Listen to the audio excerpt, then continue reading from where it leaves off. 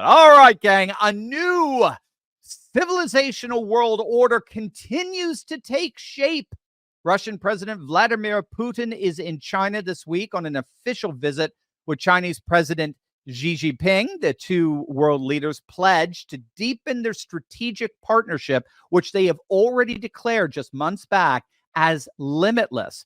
Putin, whose delegation includes top defense and security officials, was welcomed by Xi to Beijing's Great Hall of the People earlier with full military pageantry, heralding the start of the Russian president's two-day official state visit. CNN is reporting that a sweeping joint statement released by the two leaders laid out their country's realignment on a host of issues, including energy, trade, security, geopolitics, obviously with special references to Ukraine, Taiwan, and what's happening today in the Middle East, all the various flashpoints on the globe. It was a visit that was extremely significant in that this was President Putin's first overseas official visit after being inaugurated for his new term as Russia's president. So the symbolism here, unmistakably, is that China is now officially Russia's number one ally. It is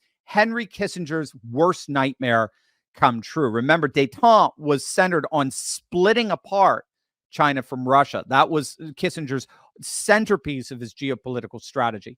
You have to split apart China and Russia, and he was very successful in doing that. And so for decades, China was seen as the good guy here in the United States. We were able to largely isolate Soviet Russia by bringing China into the trade fold via Deng and his policy of managed capitalism. And China became the major trade partner of the United States. It really, and that was more or less the de facto state of affairs until Trump in 2016, where he foregrounded how much China was actually taking advantage of the United States, surpassing the United States, and we need to start getting tough with China. And ever since then, ironically, again, Trump has helped to reshape world order in a very interesting way. Ever since then, China has been seen increasingly as an adversary. But what really drove Russia and China together, of course, was the bumbling Biden administration's weaponization of the U.S.-led globalized financial system. Immediately after the United States and the EU sanctioned the central bank of the Russian Federation and weaponized the economic system of the liberal international order against Russia shortly after its invasion of Ukraine, Russia responded by requiring all nations sanctioning them to pay for Russian exports, particularly fuel and fertilizer, in rubles. And those Russian exports only ended up going through the roof. And this is largely because Russia turned to the east, particularly in non-sanctioned nations like China and India, two other rising civilization states. So Russia turned to them to sell their commodities, and demand for Russian oil just skyrocketed, which isn't surprising given that India and China together comprise 40% of the world's population. The high prices of commodities further contributed to the strength of the ruble, all the while oil and gas trade hit an all-time high for Russia. Moreover, when Russia was punished by SWIFT, which is the worldwide financial transaction system that had been weaponized against Russia. SWIFT is basically, it's the cardiovascular system of globalization, right? Well, Russia said no problem. They totally weaned themselves off from SWIFT.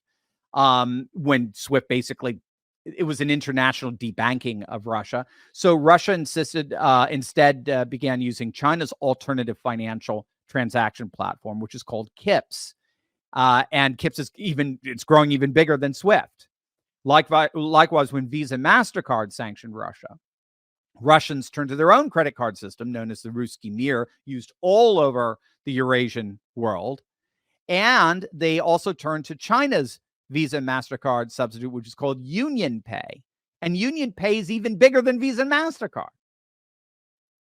So at the end of the day, today, Russia is in many respects stronger, more economically prosperous, and vibrant than we are in the United States, even when our government has been telling us the opposite. That's why so much of the rest of the world is moving closer and closer, sorry, whether you like it or not, to Russia, just like we predicted 2 years ago. Just like we predicted. The Russian invasion of Ukraine was the great decoupling of the East from the globalist West. That's what it was. It has nothing to effing do with democracy.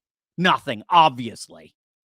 It's got nothing to do with democracy. It's got nothing to do with Putin trying to reconstruct the Soviet Union. It has everything to do with the rising multipolar world, where now the world is moving eastward, farther and farther away from us and our aristocratic lunatics that run our asylums that used to be respectable institutions. And so now what you've got, because of these aristocratic lunatics running things in the West, is you now have the number one natural resources exporter in the world by far, Russia, teaming up with the number one, should keep my finger one, teaming up with the number one manufacturer in the world, China.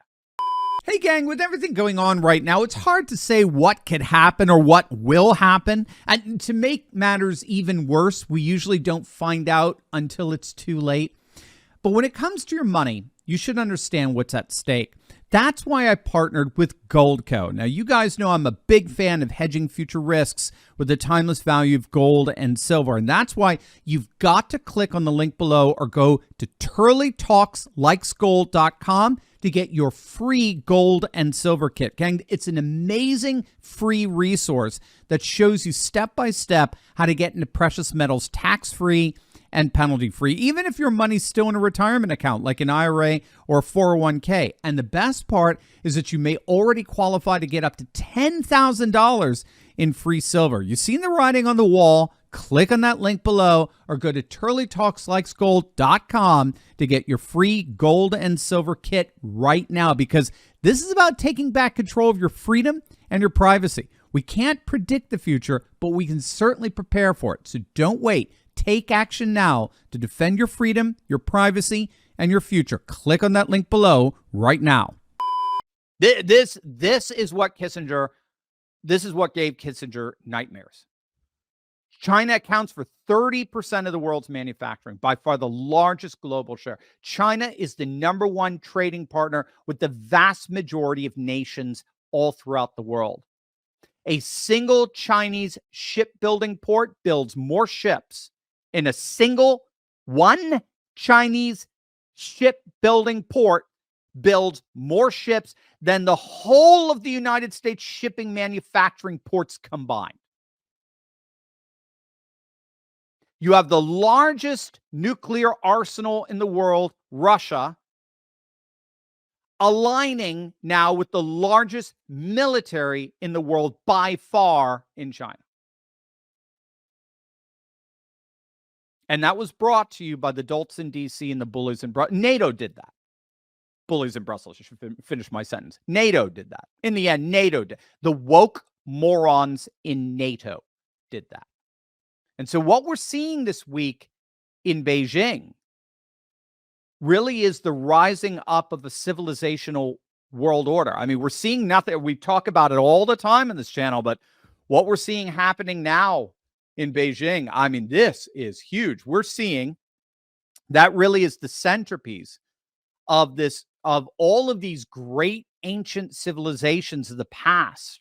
Right? I always like to say it's like in kaiju-like fashion. They're all rising up, right? Pacific Rim. They're all rising up from the depths below, and they're returning in all of their splendor all over the world. Orthodox Russia, Confucian China, Hindu nationalist India, Shinto Japan, Ottoman Turkey, continental Africanism that's expelling, particularly in the Sahel region, expelling all of the residue, the leftovers from French colonialism, Shiite Persia. And yes, as we're going to find today, even in Europe and the United States, we're seeing a renewed Christian civilizationalism rising up, what scholars refer to as civilizational populism. And this is dramatically changing the world order into a far more nationalist, populist, traditionalist, civilizationalist world that's increasingly replacing a dying, secular, liberal, keeling over globalist order that nevertheless stubbornly persists in and through the institutions that dominate that secular liberal order. So you got the EU, you got the IMF, you got the WTO, you got the silly, laughable legacy media, you got the traditional political parties, you got Manhattan DAs, you've got legal systems, brittle, dying infrastructures. But there is a clear sense that these infrastructures and institutions and organizations just no longer have anywhere near the legitimacy and authority they once enjoyed. It's pretty stunning stuff. In a sense, the globalist institutions, really, when all is said and done, they're just basically rotting out from within. And populations are just more and more turning away from them. No one is taking what's happening in New York right now seriously. No one. I mean, literally, no one. No one in the world is taking it seriously. No one here is taking it seriously. Right? The world over which these institutions once ruled, that world order is shattering. The technical term is re-territorializing. Populations are increasingly returning to nation, culture, custom, and tradition and reclaiming their regions away from globalist institutions. But in the meantime, and this is so key to understanding, this is so key to staying sane in insane times. In the meantime, in the interim period between the death of the old world order and the rise of a new world order, between the death of globalism and the rise of civilizationalism, we are living in the interim in a very tenuous and turbulent time where nothing makes any sense. It's actually what scholars call post-normality. We're living in post-normal times, which describes this unique interim between the no longer and the not yet. So I actually see our current insanity right now, these left-wing insanities and tyrannies and legal absurdities, as actually part and parcel of a rising conservative civilizational age. So that's, of course, what takes us back full circle to what's happening in Manhattan with the sham trial, obvious sham trial against Trump. These are what are called post-normal times, when nothing makes sense anymore. Anything that we appealed to in the past to make sense of the present fails, because the present represents the collapse of the past, but with a future yet to be realized and restore order. So the insanity that we're seeing today is indeed indicative of the fact that the old liberal globalist order is indeed collapsing and a new civilizational order is rising, but has yet to fully materialize and restore that order.